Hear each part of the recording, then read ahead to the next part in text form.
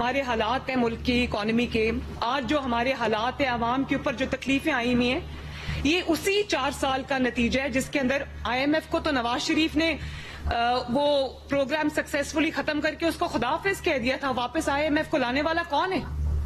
وہی ہے جو آج اڈیالہ جیل میں بیٹھا ہوا ہے، اپنے کرموں کی سزا بھگت رہا ہے. تو میں حیران ہوں جب یہ سپریم کورٹ کا ڈیسیجن آیا جس میں انہوں نے وہ کچھ بھی عطا کر دیا جو مانگا ہی نہیں گیا تھا ان سے. سپریم کورٹ کے ان ججز نے آئین کو ری رائٹ کیا ہے. آئین کیا کہتا ہے؟ آئین اور قانون کہتا ہے کہ آپ فلور کراسنگ نہیں کر سکتے، اور سپریم کورٹ کے ان ججز کا ڈیسیجن کہتا ہے کہ آپ فلور کراسنگ کریں. یعنی کہ جو پہلے ایفیڈیوٹ آپ نے جمع کرایا ہے وہ نہیں، ہمارے پسند کا نہیں ہے، ہماری پسند کی جماعت کو جوائن کریں گے تو بات بنے گی.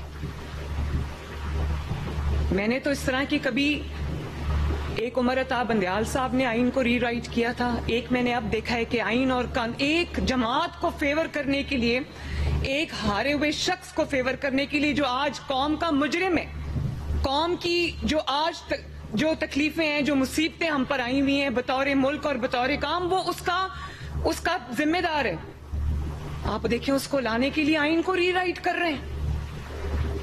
میں تو عقل نہیں مانتی ان فیصلوں کو، عقل نہیں مانتی ان چیزوں کو کہ یہ تو ان سے تحریک انصاف نے مانگا بھی نہیں، وہ جو ان کو مل گیا ہے ٹرے میں رکھ کے پیش کیا ان کو، اور ان کو کہا ہے کہ 15 دن کے اندر اندر تحریک انصاف جوائن کرو. وہ تحریک انصاف جو بطور جماعت پارلیمنٹ میں ایگزسٹ ہی نہیں کرتی، وہ اللہ تعالیٰ کو حاضر ناظر جان کر ایک ایفیڈیوٹ جمع کرا چکے ہوئے ہیں. ان کو کہا گیا کہ نہیں وہ ایفیڈیوٹ ٹھیک نہیں ہے، تحریک انصاف کو جوائن کرو. مجھے تو انسان کی عقل دنگ رہ جاتی ہے کہ یہ کون ہے جن کو آج ملک کی ترقی، ملک آگے بڑھتا ہوا اچھا نہیں لگ رہا، اور اس کے لیے وہ آئین کو ری رائٹ کر رہے ہیں. بڑی آج خیبر پختونخوا میں 11واں سال ہے ان کی حکومت کو. کیا کر لیا خیبر پختونخوا میں؟ پاکستان کا 4 سال میں جو بیڑا غرق کیا ہے وہ خیبر پختونخوا میں 11 سال ہو گئے ہیں. ایک سڑک آپ کو نظر نہیں آئے گی، ایک کام آپ کو نظر نہیں آئے گا. یقین مانے ابھی میں گئی ہوئی تھی خیبر پختونخوا، یہ جو 2 چھٹیاں تھیں، تو میں حیران رہ گئی. جہاں پنجاب ختم ہوتا ہے اور خیبر پختونخوا شروع ہوتا ہے، وہاں پر ترقی ختم ہوتی ہے اور تنزلی شروع ہوتی ہے. تکلیف ہوتی ہے دیکھ کے. خیبر پختونخوا میرا صوبہ ہے، میرا ملک ہے، اس کے عوام بھی پاکستان کے عوام ہے، ترقی ان کا بھی حق ہے، اچھی زندگی ان کا بھی حق ہے. لیکن نااہلی آپ دیکھیں، صرف سیاسی نعرے بازی، صرف بدتمیزی، بد تہذیبی، نااہلی، نالائکی، اور اپنی فرائض سے بطور سیاسی جماعت اپنے فرائض سے مجرمانہ غفلت، اس کے علاوہ اور ہے کیا ان کے پاس؟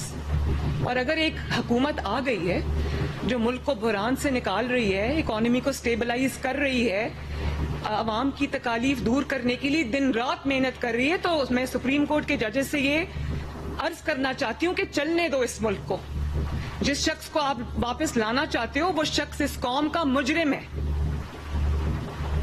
آپ کے لیے ہم اتنا آسان نہیں ہونے دیں گے. انشاءاللہ تعالی یہ حکومت 5 سال پورے کرے گی، اور اگر کسی نے اس کو ڈی سٹیبلائز کرنے کی کوشش کی، کسی نے رخنا ڈالنے کی کوشش کی، کسی نے پولیٹیکل انسٹیبلٹی لانے کی کوشش کی، تو اس کے ساتھ آئینی ہاتھوں سے نپٹا جائے گا.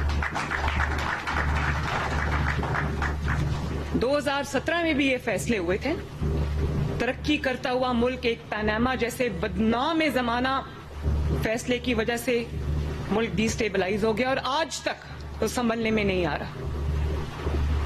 تو خدا را اس ملک پہ رحم کریں، اس قوم پہ رحم کریں. اور میں عوام کو بھی کہوں گی کہ اس طرح کا جو بھی فیصلہ آتا ہے ہمیں اس کو دھیان سے دیکھنا ہے کہ اس کے پیچھے محرکات کیا ہیں، اس کے پیچھے وجوہات کیا ہیں. آپ کہتے ہیں کہ ہم اپنے ضمیر کے مطابق فیصلے کرتے ہیں. آپ کو ضمیر کے مطابق فیصلے نہیں کرنے ہوتے، آپ کو آئین اور قانون کے مطابق فیصلے کرنے ہوتے. اگر آپ کا ضمیر بکا ہوا ہے تو ہم کیا کر سکتے ہیں؟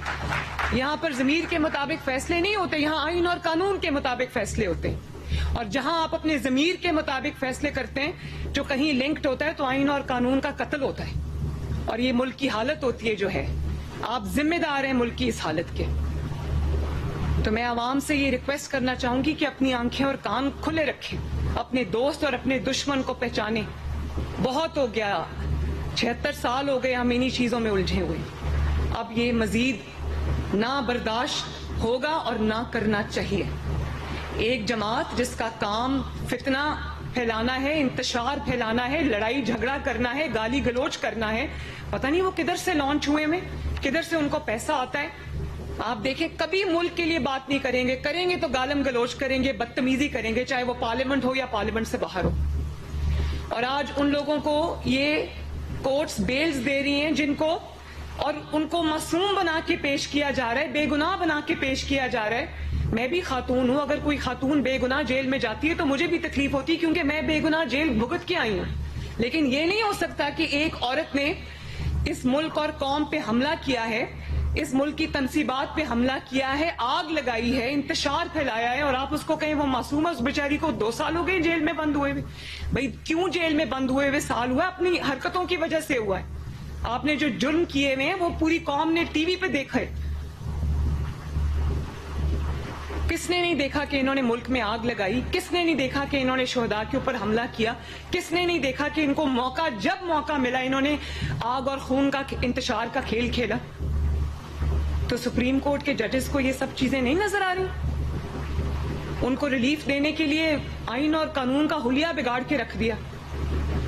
تو میں تو بولوں گی, میرا ملک ہے, مجھے تکلیف ہوتی ہے, آپ سب کو بھی بولنا چاہیے.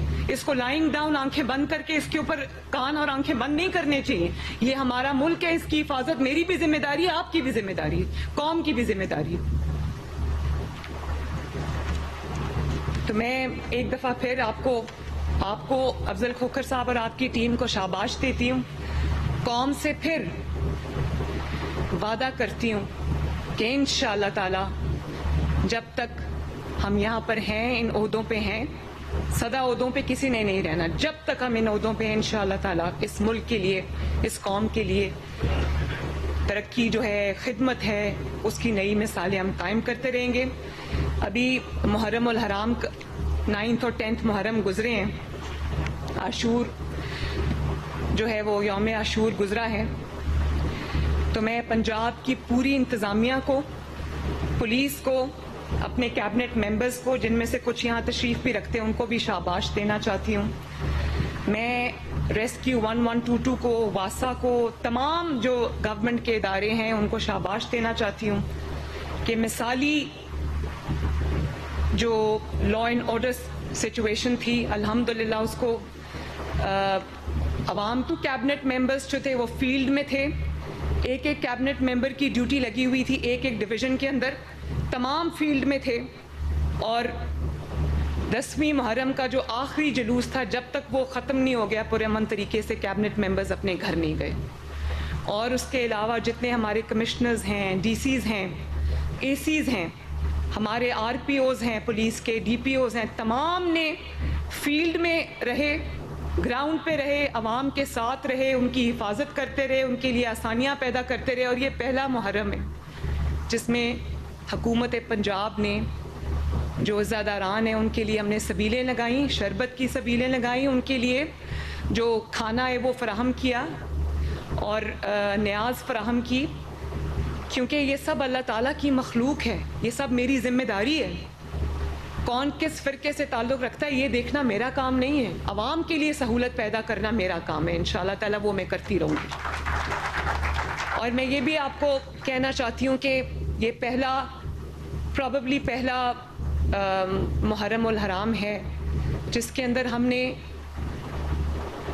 جو سیلولر سروسز ہیں اور انٹرنیٹ ہے اس کو بند نہیں کیا. صرف جہاں پر ایک ہائی رسک سچویشن تھی, جہاں پر ہائی الرٹ تھا, ان علاقوں کے علاوہ ہم نے عوام کی سہولت کے لیے فون سروسز اور انٹرنیٹ سروسز بند نہیں کی. اس کے باوجود الحمدللہ مثالی امن و امان رہا صوبے کے اندر. ڈرون کیمراز سے پہلی بار ہم نے تمام جو جلوس تھے, مجالس تھیں, ہم نے ان کی جو پروٹیکشن تھی, سیکیورٹی تھی, وہ کی ہم نے.